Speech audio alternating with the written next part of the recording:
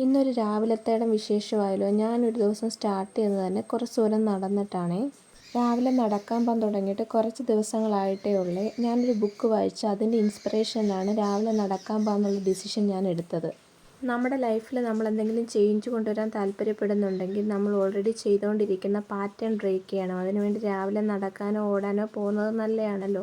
അങ്ങനെ pattern break ആവുമെന്ന് നമുക്കൊന്ന് നോക്കാം. അങ്ങനെ നടക്കാൻ പോയപ്പോഴാണല്ലോ നമ്മൾ തോട്ടിൽ ആമ്പൽ കണ്ടത്. അന്ന് നമുക്ക് ആ ആമ്പൽ കിട്ടിയില്ല. ആമ്പലിൻ്റെ തണ്ടുകൾ മാത്രമേ കിട്ടിയുള്ളൂ. അത് നമുക്ക് ഉടനെ പരിഹരിക്കണം. ഈ പണ്ടുള്ളവരൊക്കെ രാവിലെ എണീക്കണമെന്ന് പറഞ്ഞതിൽ കുറച്ച് കാര്യമുണ്ടെന്നാണ് എനിക്ക് തോന്നുന്നത്. നമ്മൾ രാവിലെ ഒരു ദിവസം സ്റ്റാർട്ട് ചെയ്യുവാണെങ്കിൽ നമുക്ക് ഭയങ്കര പോസിറ്റീവ് എനർജി ആയിരിക്കും. അത് മാത്രമല്ല ആ ദിവസം കൂടുതലുള്ളതായിട്ട് നമുക്ക് തോന്നുവേ.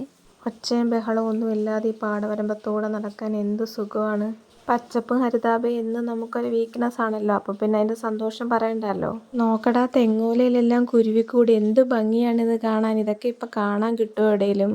പണ്ട് പാടവരമ്പ് നിറയെ തെങ്ങോലയിൽ കുരുവിക്കൂടുണ്ടായിരുന്നു. അതെൻ്റെ കുട്ടിക്കാല ഓർമ്മയാണ്. അപ്പം ശരി, പിന്നെ കാണാം.